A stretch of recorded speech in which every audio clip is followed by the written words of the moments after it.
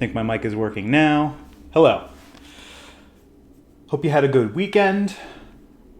Let's see. Where are my slides at? Okay. Well, welcome back. Some quick announcements before we get into today's stuff. Number one, your reflection paper, your third reflection paper is due tonight at midnight. Definitely be sure to get on that if you haven't already. Also, just a kind of continuous reminder that office hours are reinstated. They're from 3 to 4 p.m. Mondays and Wednesdays. You can access those via WebEx. Just click the link in that first announcement I sent out about it a week or so ago. And those are the announcements for the day. Here's a quick list of what we'll be covering today. We're going to continue talking about groups.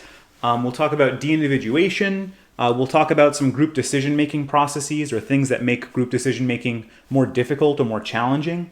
And then we'll shift gears a little bit and talk about leadership and some various issues related to leadership. Before we get into all of that, though, just a quick note on Exam 2. This is the breakdown of how Exam 2 went down. As you can see, things went pretty well. The average score for those who took Exam 2 was 86%. There was one question that everyone answered correctly, but I accidentally put the answers into Canvas wrong, so it was counted as incorrect. I gave everyone back those 2 points, so that should be reflected in your final exam score on Canvas. Not your final exam score, but your Exam 2 score. You also got an additional 5 points if you did the extra credit goal setting exercise from a few weeks back. So yeah, you can see from this chart next to me that about half the class got an A, which is really great. So good job to all of you out there. If anyone wants to see their exam and get direct feedback about what specific questions they got incorrect or whatever, please send me an email and I'm happy to talk to you about that. Send you a PDF of how you answered questions and so forth. Someone asks in the chat, does today's lecture start the content for Exam 3? Yes, the answer is yes. So Exam 3 will cover everything from now up until the last class. That'll all be on Exam 3. The final is non-cumulative. All right. Also just a quick goal setting update or goal setting reminder. I hope you're all working on your goals, so on and so forth. If you haven't done so already, please set some time this evening or afternoon to work on the goals you set for yourself. All right, with that out of the way, let's get into today's topic, which again, we're talking about group processes. So when we left off last week, we were talking about behavior within groups. Let's shift the conversation a little bit to a different kind of behavior. So let's talk about what happens when people in a group lose their sense of self and behave in ways that they might never imagine behaving alone. So what is it about certain situations that cause people to riot? For example, this picture is from a riot that happened in Vancouver, Canada, back in 2011 after the Vancouver Canucks lost the Stanley Cup to the Boston Bruins. There were $5 million worth of damages done. 4 people were stabbed. 9 police officers were injured over a hockey game. Why? Why is that? Why did people behave in this way? What makes people throw food in a food fight and kind of behave in that sort of frenzy-like manner?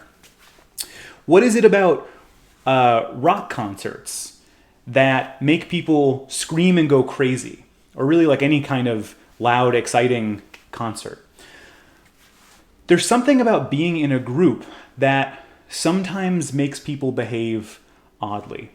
If you were to take every person who took part in that 2011 Vancouver riot and had them watch the game alone, individually, instead of as part of a large crowd, it's pretty unlikely that the majority of them would have gotten so crazy and so violent afterwards, after the game.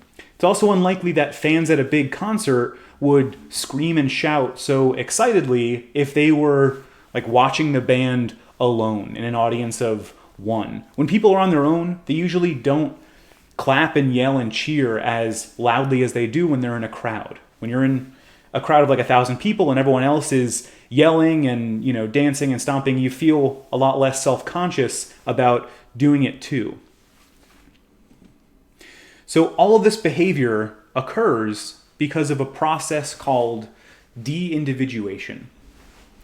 This is a process through which people will abandon normal restraints, forget their individual identity, become responsive to group or a crowd's norms. In situations like these, people experience a loss of self-awareness and a loss of evaluation apprehension. So to remind you what evaluation apprehension is, it's the anxiety surrounding or just the awareness of the fact that other people can see our behavior and they're judging us for it. Sometimes positively, sometimes negatively. People evaluate us based on how they see us behaving. This is one of the possible reasons why social facilitation occurs, and that was the context in which we first talked about evaluation apprehension. But when we're in a group setting, like a rock concert, evaluation apprehension goes down. Everyone is screaming, everyone's shouting, dancing, and so on. Nobody's really going to care if you do the same thing or act crazy, and you know it. And so that's why maybe people feel less inhibited in those sorts of environments. When you're self-aware, you're aware of your own attitudes, your own perceptions, thoughts, beliefs, your own behavior. De-individuation is like the opposite of that. When people are de-individuated, their actions are not as guided by their own attitudes and thoughts, but they're more easily influenced by salient cues in their current situation. In crowds, people are more likely to do what others around them are doing, even if those actions run counter to their internalized attitudes and standards. So people can get carried away and swept up in a moment. They're acting in accordance with those salient cues in their environment. So what makes de-individuation more likely to occur or less likely to occur? One factor is the size of the group that a person is in. Larger groups make de-individuation more likely. So one researcher, Mann, looked at instances in which crowds were present as someone threatened to jump from a building or a bridge. In larger crowds, the researcher found that people were much more likely to jeer at that person or to yell jump at them compared to smaller crowds. Anonymity also plays a big role. There's something about being anonymous that not only makes people feel as though they're less likely to be caught, but it also makes them forget themselves and lose a certain sense of self-awareness. So for example, Zimbardo did a study in which he had female undergraduates deliver electric shocks to someone as part of a task similar to the one in Milgram's study.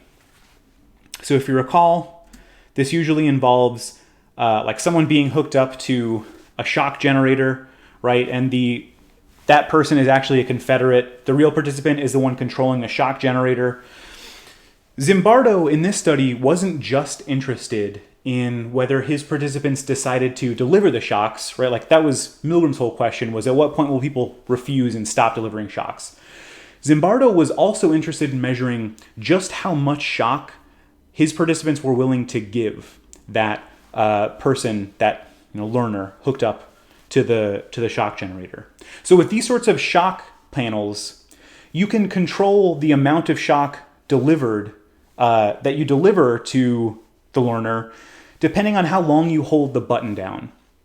right? So you've seen the panel, and when we watched that the video on the Milgram experiment, you saw how people operated that panel. So if you were a participant and you were feeling like generous or feeling kind of compassionate, and you really wanted to give someone just like a very quick shock, all you'd have to do is like press the button for just a second and let go, and that person would not receive as much shock. But you could also like really hold the button down, right, for as long as you wanted and give that person a really painful extended shock for a long period of time. So in one condition, Zimbardo's participants wore their normal clothes with uncovered faces, and they wore a name tag. So they were very easily identifiable. In another condition, however, participants wore a white robe with a hood over their head. So they were completely anonymous, right? Their identities were entirely concealed. In the robe and hood condition, people delivered shocks that were twice as long as those in the other condition. When people are anonymous, they feel less accountable for their actions, and so they may be more likely to behave badly.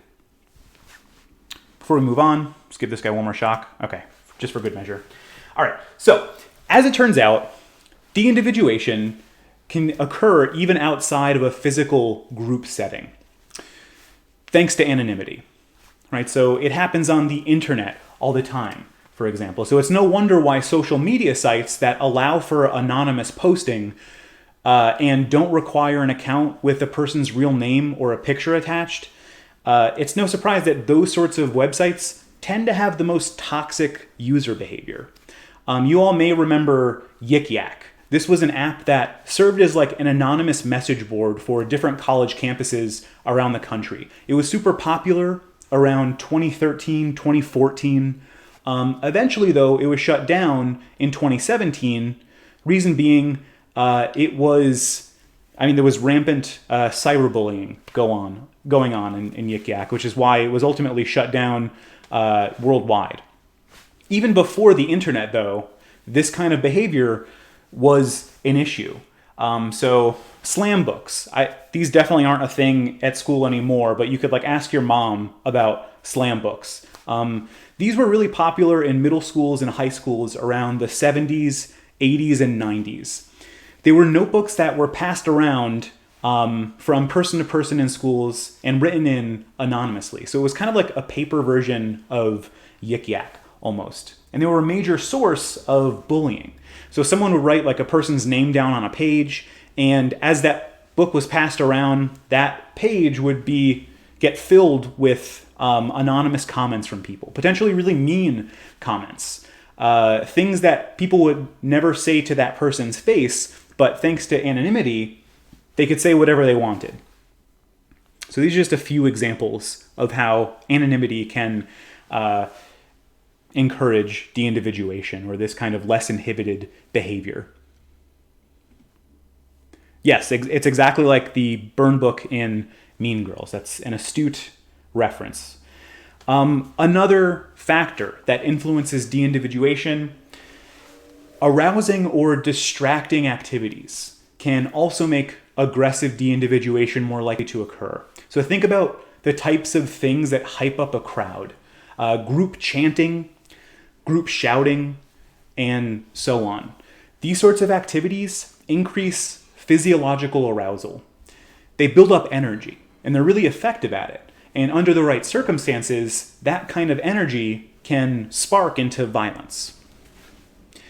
One additional note before we move on, we've been talking about de-individuation in a very negative light up until now. We've been talking about it as if it's entirely a negative thing.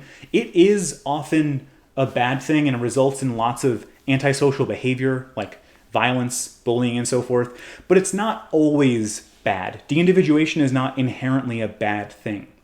If the salient cues in a situation are to do something positive, then de-individuation can foster good behavior or pro-social behavior, as it's called. So de-individuation, yes, it can increase cheating and theft when we see others committing crimes around us, but it can also increase donations to charity if that is what a crowd is doing. So it all depends on what kind of behavior the crowd is engaging in. And then just to tie de-individuation back to something that we previously talked about, right? So like what is it that makes de-individuation less likely? As I previously mentioned, something that makes de-individuation less likely is increased self-awareness. So self-awareness is when our attention is focused on ourselves. Being self-aware means that we're sensitive to our own attitudes, our own dispositions, thoughts, feelings, and behavior. Right? So being highly self-aware in a given moment is like the opposite of being de-individuated. So increasing a person's self-awareness can mean that they're less likely to behave in a de-individuated way. So if you recall, when we talked about self-awareness theory, this diagram, it should be familiar to you. It was in a slide, I think it was the 4th or 5th lecture we did on the social self. Self-awareness theory, according to this theory, when we focus on ourselves, what we're doing is we're calling to mind our own attitudes, values, and goals. That makes us compare our actual state, like our current behavior, our current feelings and thoughts, to those internal standards that we have for ourselves. And that makes us act and feel more in line with those standards. When we do not have an internal focus, we're less attuned to those standards, and so we're less likely to act in line with them. So that's, again, just another way of framing this phenomenon of de-individuation in terms of this theory that we talked about a few weeks back. So that's de-individuation. If you have any questions, feel free to post them in the comments. So shifting gears a little bit, earlier we talked about how groups are able to accomplish goals that individuals cannot accomplish on their own. That was something that I mentioned last Tuesday. One important goal of groups is to make decisions, hopefully good decisions. In theory, groups have significant advantages over individuals when it comes to decision making. So for instance, if 4 doctors are coming together in a group to discuss a difficult medical problem, they can combine their unique knowledge and experience, consider a wide range of diverse perspectives, and analyze alternative courses of action to determine which is best. So, thinking together in that way or working together in that way, hopefully they'll come up with a more effective or a better solution to whatever problem it is than any one of them could have come up with individually. So that's like an ideal group decision-making scenario. In reality, however, the benefits of group decision-making can be subverted by 2 psychological processes that get in the way of clear thinking. Those 2 processes are called group polarization and groupthink. So let's talk a little bit about each of these 2 different processes. So first, let's talk about group polarization. Group polarization is a tendency for a group's discussion to shift the members of that group toward an extreme position. When people discuss their opinions with like-minded others, so people who think more or less like them on a certain issue, the discussion tends to exaggerate their initial leanings, which leads to the group taking on a more extreme position than any of the individual group members held initially. So if each group member leans toward a certain attitude, that attitude is going to be amplified through a group discussion about that topic. So looking at this figure above, let's say that you have a group of people and they're all asked individually about their opinion on some topic. Let's say the topic is a ban on plastic straws, right? Are you in favor of or against a ban on plastic straws? So at the start, you can see most people in this group have a generally slightly negative opinion about the ban. There's a lot of diversity in terms of the opinions here, right? So some people are like strongly negative. Where is it? Strongly negative. Other people are just like slightly negative. A couple of people are even slightly positive. Right, so lots of diversity here. But in general, most people in this group have a slightly negative opinion about banning plastic straws. So let's say after you measure these opinions, you get these people in a room together and you ask them to discuss their opinions amongst themselves and come to kind of a consensus. You might expect them to converge around the group average, right? So people who have a less negative view would maybe take on a slightly more negative view, and people with a highly negative view might take on a slightly less negative view, right? So they're all kind of converging around that average of like being slightly negative toward that topic. However, even though you might expect that, that's not usually what ends up happening in these sorts of scenarios. People don't typically converge around the existing average. According to group polarization, if these people who, again, on average, have a slightly negative opinion on banning plastic straws, were to talk about their proposed ban, or that proposed ban for long enough, eventually their attitudes would shift toward an extreme. So by the end of the discussion, they, on average, might feel much more negatively about the ban than they did at the start. So we've shifted to one pole between these two poles, positive or negative, about this topic. Now, on the other hand, say that a second group has a slightly positive attitude about banning plastic straws, right? So most people in this group at the start is like, their opinion is like, I don't know, I guess it might be a good idea, right? So like they on average feel slightly positive about it. If these people were asked to have a group discussion about the topic, they would all likely shift to have a much stronger positive view on average by the end of that discussion. Lots of studies have been done on this topic. So, for example, Myers, back in 1975, Myers took a group of moderately feminist women and asked them to discuss gender issues together.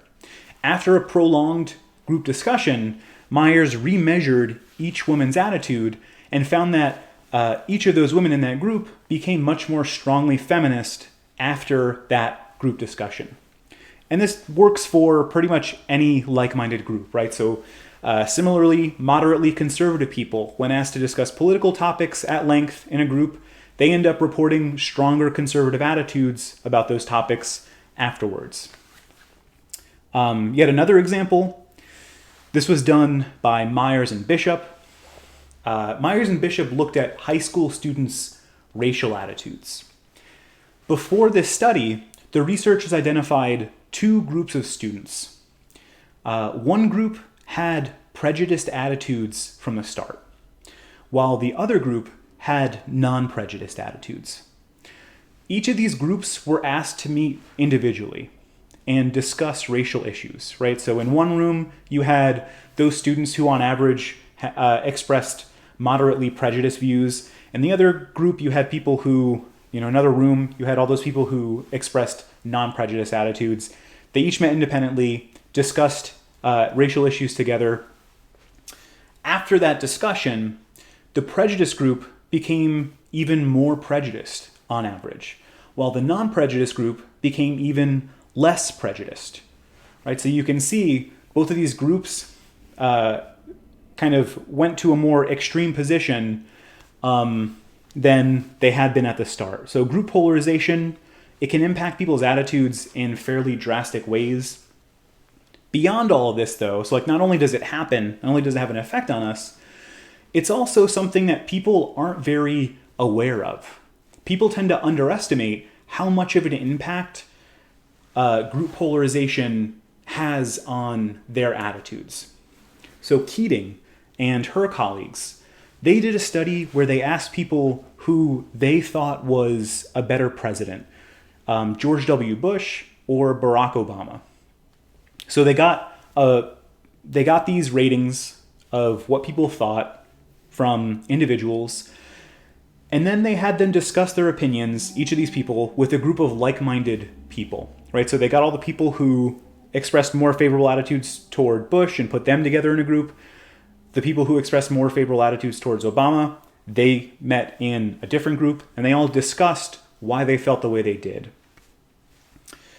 As expected, group polarization occurred as a result of those group discussions.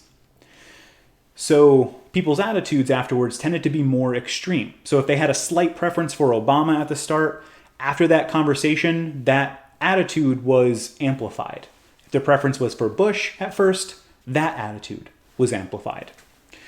But the researchers found that not only did their attitudes change after the discussion, but when researchers asked participants to recall what their original attitudes had been before that first discussion, people tended to misremember their earlier attitudes.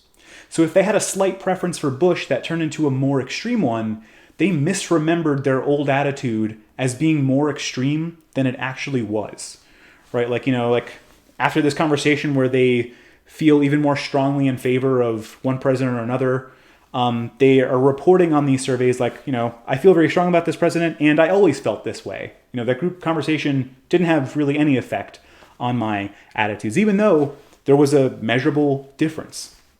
So even though group polarization can have a really big effect on us, it may not even be an effect that we recognize as happening.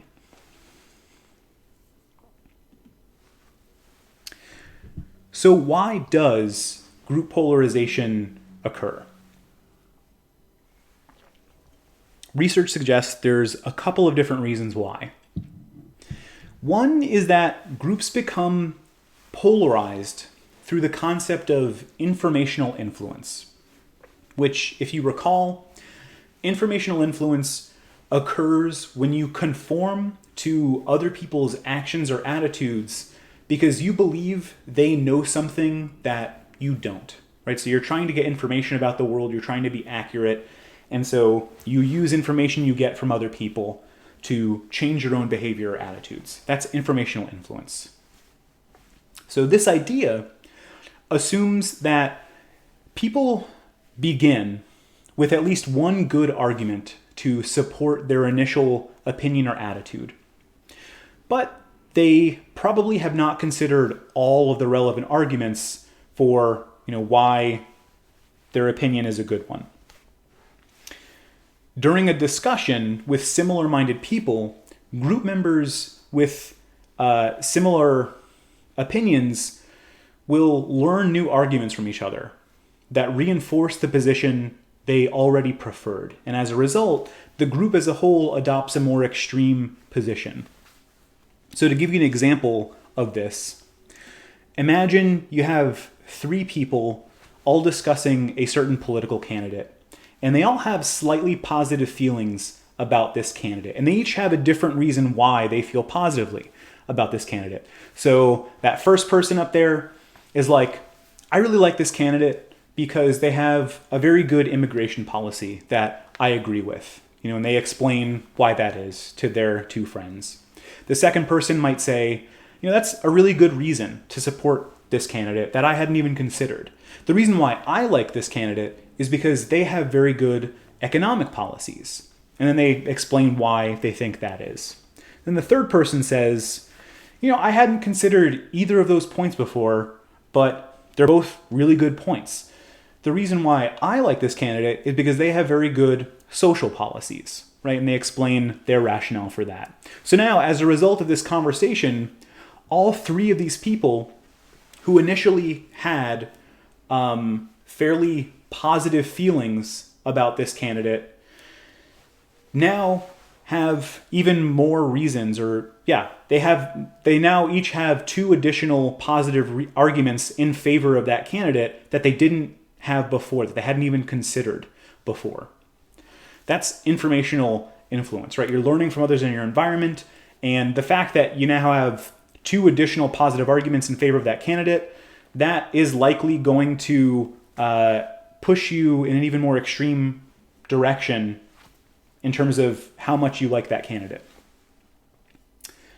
So again, that's informational influence. Second reason for why group polarization tends to occur if we apply social comparison theory here, we might explain group polarization as the result of normative social influence, which occurs when you conform to others' actions or attitudes in order to be liked by the group or in order to be accepted by a group. So when people get together to make a decision, they often look around to figure out where other group members stand on the topic at hand. Once it becomes clear what position the group is leaning toward, a cycle of comparison and amplification can be set in motion. Right? So like maybe you've been in this situation before where you're in a group trying to make some decision, right? And it kind of seems clear what the group consensus more or less is. And then one person in the group, maybe they try to compare themselves favorably with other group members. And, he wants to be like a better group member. So he advocates the group's position, but takes it a little further than anyone else, right? So he's like, you guys seem to like this idea. I really love it. And here's why, maybe he goes on about why it's a great idea. Someone else in the group sees this and takes it even further and tries to present themselves even more favorably, right? So like, you may love this idea, but I really, really love this idea, and so on. So there's like this one-upsmanship kind of going on here. And the net effect of this cycle is that the group overall shifts toward a more extreme position. As we would expect from this idea, group discussion is more likely to result in polarized positions when group members are highly motivated to present themselves positively to their group mates. So when people have a really strong need to be accepted by their group, group polarization for this reason is even more likely to occur. So that's group polarization. A second threat to rational group decision-making is a process called groupthink. Groupthink is a tendency toward flawed group decision-making when group members are so intent on preserving group harmony that they fail to completely and thoroughly analyze a problem. So this is actually an extreme form of group polarization, in which a group's desire for agreement overrides their motivation to think about alternative courses of action realistically. It's defined by really high group cohesion, as well as illusions of vulnerability, right? So this kind of like a misguided belief that the group can do no wrong and that like no matter what, they're going to make a good decision and so forth. And third is a lack of open discussion. So just to give you an example of groupthink, I'll play you a quick video that kind of describes a situation in which groupthink is occurring. So just 1 second, let me pull that up.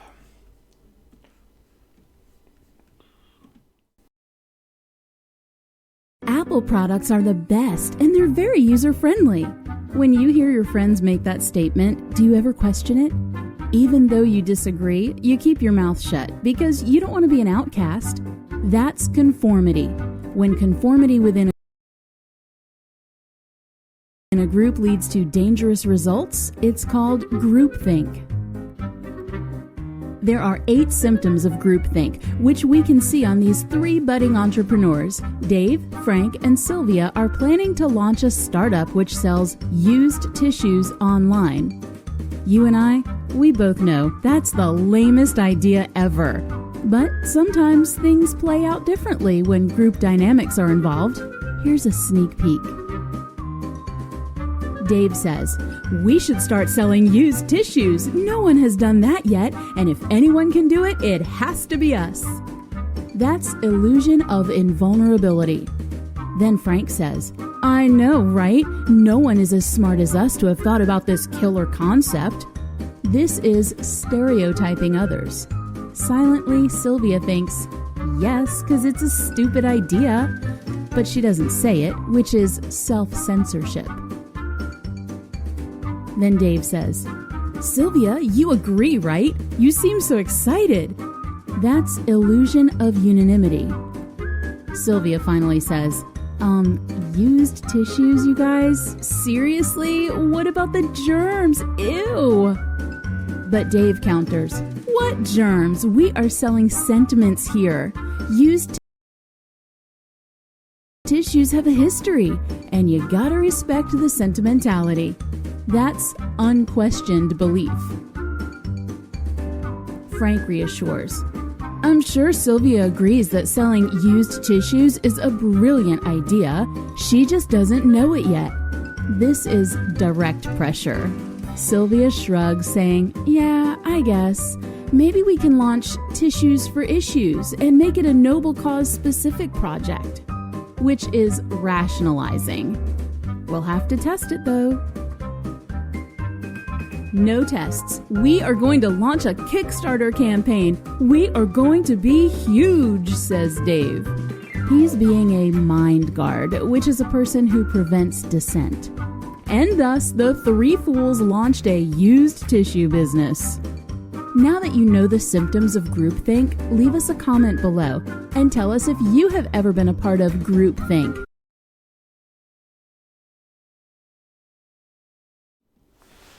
All right. Don't have to leave a comment below about that. But, so that's just, kind of like a silly example of groupthink in action. And this can really occur in any sort of group.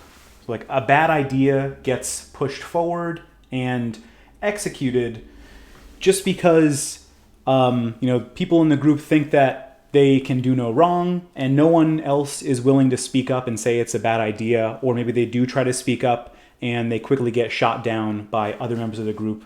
So again, the video was kind of like a silly example. Groupthink can have really serious consequences though.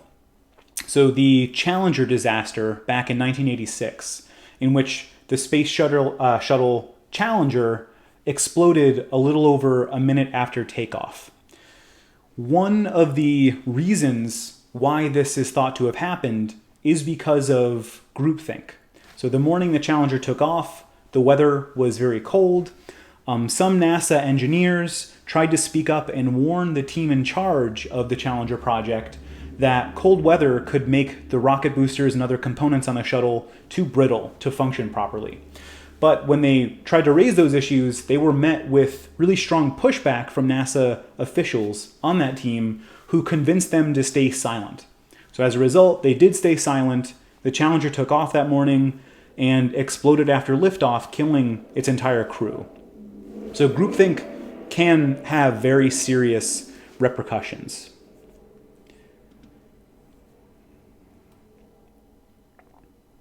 So how do we prevent groupthink from happening, you might be asking? Research has identified various strategies that serve to reduce groupthink. So just to kind of quickly list off what some of these strategies are, soliciting and considering a wide diversity of perspectives and alternative courses of action.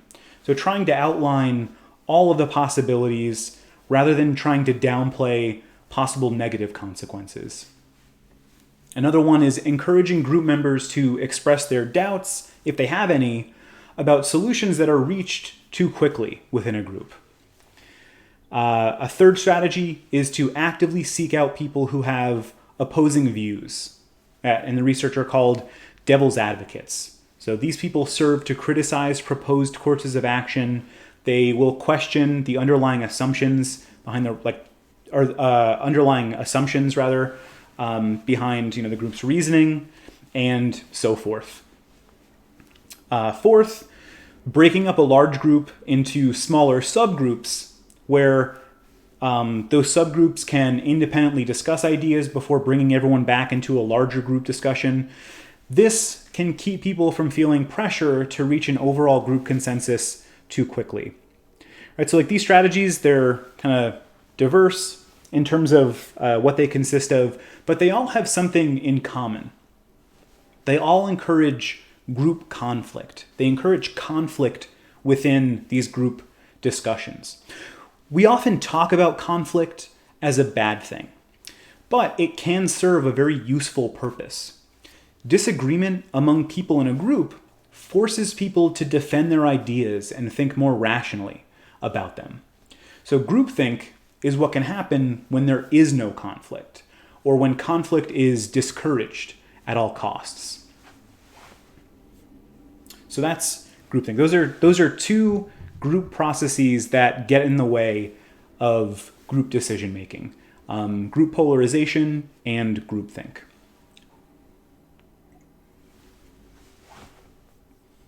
So next, let's shift gears yet again and discuss another aspect of, of groups, specifically the people who lead them. So leadership is a pretty fuzzy concept. Generally speaking, you can consider it to be the process through which certain group members motivate and guide the group. Leaders can be formally designated, like a president being elected into office, or they can be informally designated, like a leader emerging from a group of people in a crisis situation. There are lots and lots of definitions of leadership out there, but most of them emphasize a few common characteristics. So leaders are people who lead someone. Leaders don't exist in isolation. They need at least one follower in order to be considered a leader. They're also people who have influence, and they're people who set goals or expectations for their followers, or they lead a group to achieve certain goals that have been predetermined. In the study of leadership, there are generally two big questions. The first question, or kind of set of related questions, has to do with the characteristics of people who go on to become leaders. So what is it that makes certain people strive toward taking on a leadership position? Or what is it about certain people that make others look at them and think that person would make a great leader? This question gets at the topic of something called leader emergence. So who emerges as a leader and why? Who is it that becomes a leader?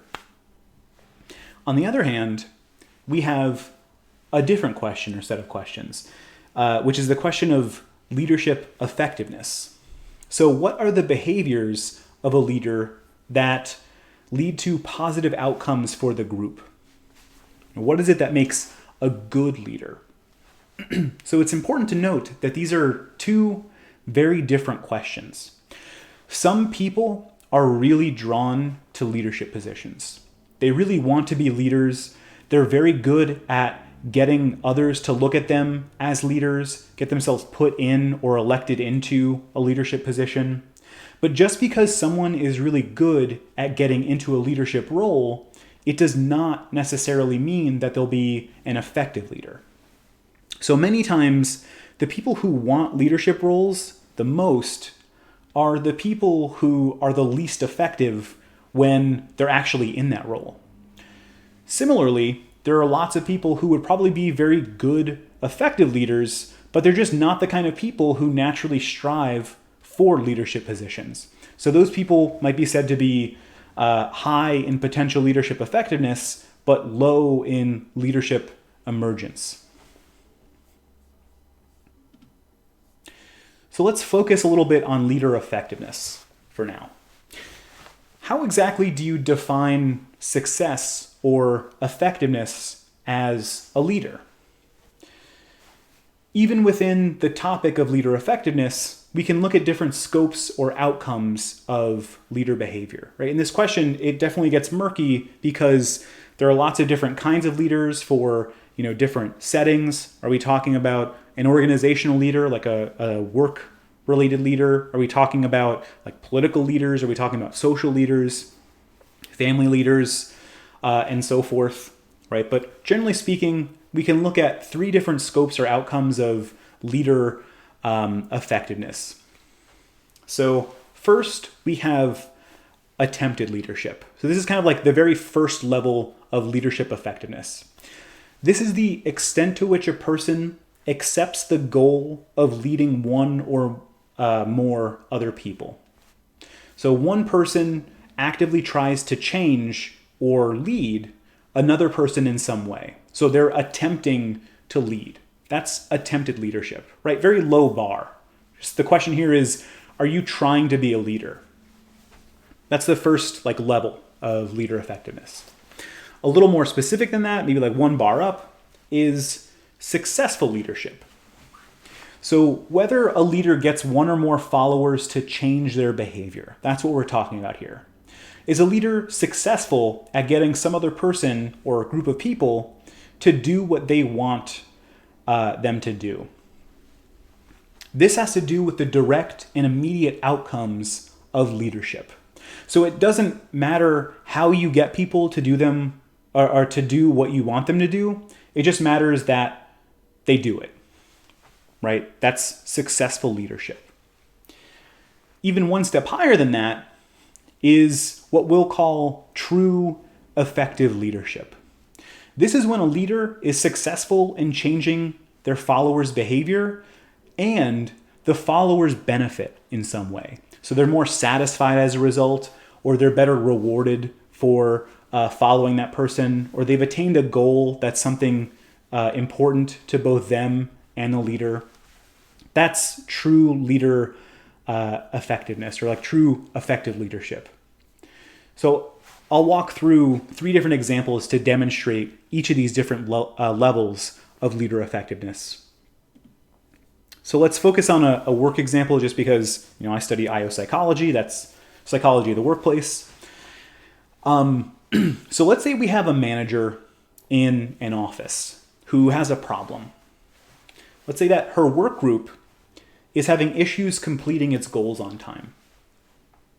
So that's the problem. In the first scenario, imagine that this manager tries to persuade her work group to improve their timeliness. She tries to get them to work faster, tries to motivate them to meet their goals on time, but she fails. She's not able to do it, right? They still miss their goals. Is this attempted leadership? Yes, right? This is attempted leadership because she's trying to lead this group, but is it successful or effective leadership? No. She didn't end up changing their behavior. So this is attempted leadership, but not successful or effective leadership. Next scenario, same setup, same manager with the same problem. In this scenario, though, she does manage to get her work group to improve their timeliness. But she does it by yelling at them, by threatening to fire each and every one of them if they don't meet their next goal on time, right? So she really gets angry at them, she berates them, and they do end up meeting that next goal. So is this attempted leadership? Yes, because she is, trying to get people to change their behavior. So yes, it's attempted leadership. It's also successful leadership, right? Because she did get them to achieve that goal, right? So, but is it true effective leadership? Not really, not exactly. So yes, she's successful in the short term. She did get them to change their behavior to comply with her, but are they going to be more satisfied as a result? Has she succeeded in making them feel more rewarded for their success, or they're working toward a goal that's valuable to them? No, not really, right? Because she got them to change their behavior by threatening them, by being mean to them. If she keeps on with that kind of behavior, she's probably going to start losing employees. They'll quit on her. So this is successful leadership behavior in the short term. She's getting people to change their behavior, but she's not a true effective leader as we've defined that term. So lastly, last scenario, kind of same problem. People aren't meeting their goals on time. To fix this manager meets with her work group. She talks with them to find out what their obstacles are. They have a discussion about how they can overcome those obstacles, and together they come up with a plan, some changes for how they are going to be doing their work. And once the group's timeliness is improved, she gives them praise for it. She gives them some positive reinforcement. So in this scenario, we have attempted leadership, we have successful leadership, and we have effective leadership, like true effective leadership.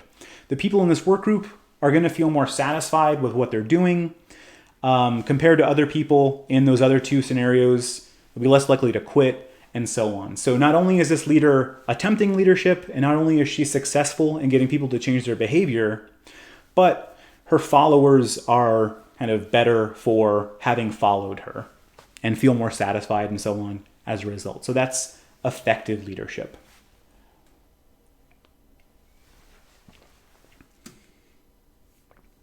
So what is it that makes an effective leader? Think about the best boss you ever had. What was it that made them a good boss? Right, so that's kind of what we're talking about now. Early on, researchers who were interested in identifying what made a good leader, those early researchers focused on traits. So person-related characteristics. Things like a person's gender, or their level of intelligence, or their personality, even things like their height and their weight. The predominant thought at this time, which, we're talking about 100 years ago, predominant thought at this time was that good leaders are born. They're not made. However, what was ultimately found was that there's not really a single set of traits that are a good predictor of leadership across the board. So there was a seminal review of this literature by Stogdill back in 1948. That review concluded that there was no consistency in research findings up to that point. So researchers had been unsuccessful in identifying a core set of traits that made someone an objectively good leader, just like across the board. The reason for that is because this line of research is flawed. It only considers the person, right? The leader, and it doesn't consider the context that he or she is in. So a good leader for a team of engineers, for example, is going to be a different kind of person than one who's a good leader for a sales team. So this early approach that only considered traits, it disregards situational factors.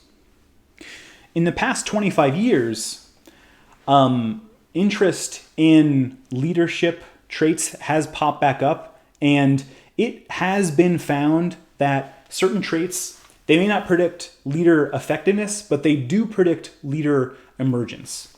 So intelligence, social dominance, and extroversion. These are three of several traits that research suggests are positively related to leader emergence. So people who are high in these traits are more likely to actively seek out leadership roles. They tend to be more likely to be seen by others as like leadership material.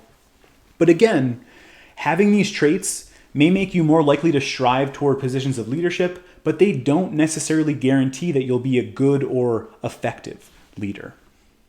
That's where the limitation of this research is. Current theories of leadership focus more on leader behaviors, not their traits.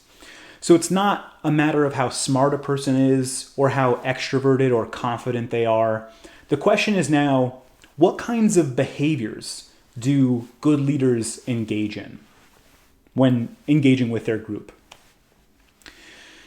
So according to these contingency theories of leadership, the idea is that there is no one best kind of leader. The traits or the behaviors of a leader interact with the characteristics of the environment that leader is in. So different situations call for different leaders. Right? And you can kind of apply this back to one of those fundamental principles of social psychology, which is Levine's formula. Right? Behavior, or in this case, leadership success, is a function of the person, so the leader, who the leader is, and the environment, the group that leader is leading, or the environment in which that group and leader exist. Some contingency theories differentiate between two kinds of effective leaders. So according to these theories, you have these two different types of effective leaders. First, we have task-oriented leaders. Task-oriented leaders engage in behaviors that emphasize getting work tasks complete. These are leaders that do things like organizing work in a clear and meaningful way, laying out group activities, assigning roles to group members, like making everything explicitly clear to group members, like what they should be doing, setting standards for them, really focusing on the goals that need to be accomplished. Really effective task-oriented leaders tend to be more autocratic. So they tend to have a more directive style. They're really good at keeping the group's attention and their effort focused on the mission at hand, whatever that mission may be. You can compare task-oriented leaders to relations-oriented leaders. These are also called social leaders. Really good relations-oriented leaders do things like build mutual trust between themselves and the group, build mutual warmth and rapport with group members, emphasize concern for group members' needs. So relations-oriented leaders tend to be more democratic. They delegate authority and they welcome input, which can be really valuable. Relations-oriented leaders are very good at building morale among the group that they're leading. Group members tend to feel more satisfied when they're given a voice and they're allowed to help with the decision-making process. Keeping morale up and people satisfied is really important, especially in a work context, right? If your really effective employees are not satisfied with their work or with their boss, what are they going to do? They're probably going to leave and find a better place to work. So we just talked about these two different kinds of leaders. Which are more effective, task or social leaders? Well, the whole idea behind contingency theory, or this set of theories known as contingency theories, is that it depends. It depends on the context. Sometimes a task-oriented leader is needed in a group context.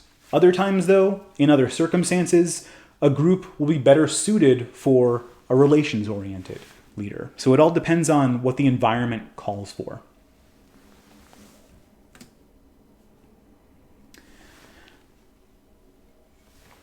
A slightly different way of looking at effective leadership is through another model of leadership, which differentiates between what they call transactional and transformational leaders. So a transactional leader is a style of leadership, or a person engaging in a style of leadership where the compliance of followers is encouraged through rewards and punishments. Right? So if you complete this task for me, I will pay you X amount, or you'll get, whatever reward. So it's about clearly identifying and defining goals and expectations and then following through. Transactional leaders are very good at keeping people extrinsically motivated. So as long as they continue to be rewarded, they'll do the work needed, right? Or they'll outline explicitly what punishments will be if their orders are not followed.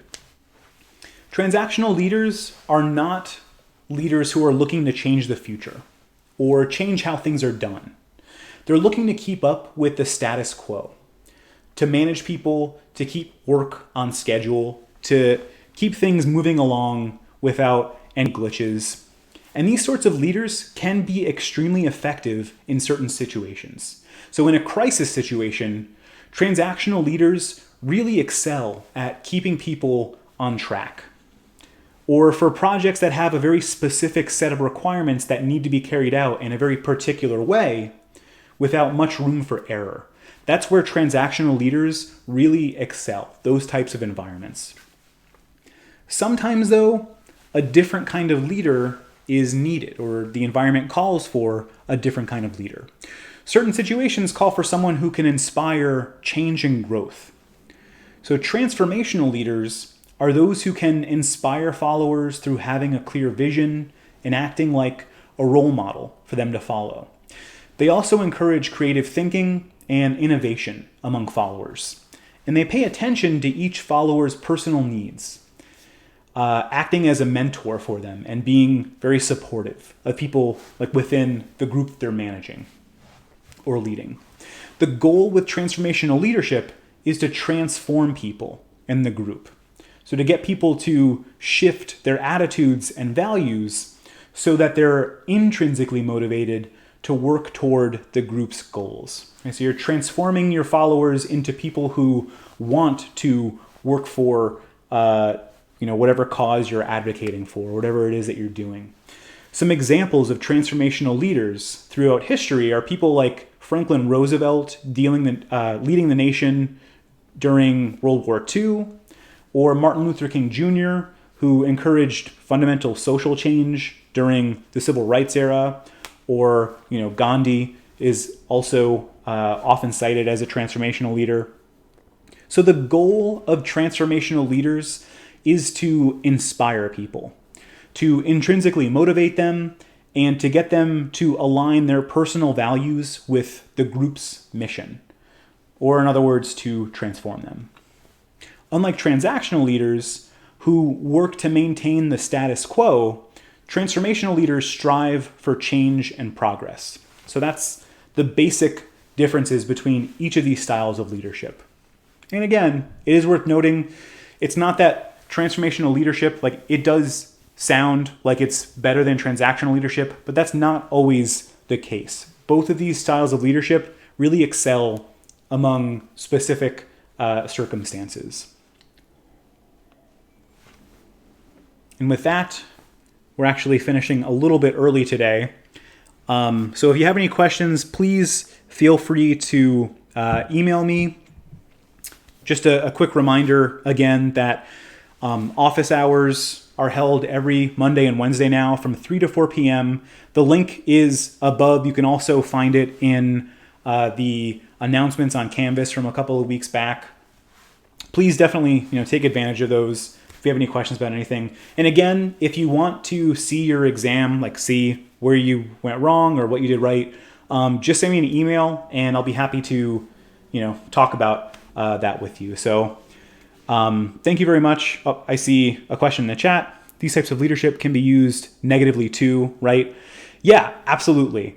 So there's a whole line of research about like the dark side of leadership. And I think what Bass and Riggio, those are the two, or at least two of the many names of researchers who research transformational leadership. They talk about something called, I think they call it false transformational leadership. So like they would put like Adolf Hitler in that category. He was a false transformational leader because he used a lot of the same concepts and a lot of the same behaviors as transformational leaders do, but there were a lot of key differences as well, right? So these types of leadership and the behaviors within them, they definitely can be used for both good and bad. Great question. All right, so that's it for today. Thank you again for tuning in, everyone who's there watching live, and I will see you on Thursday.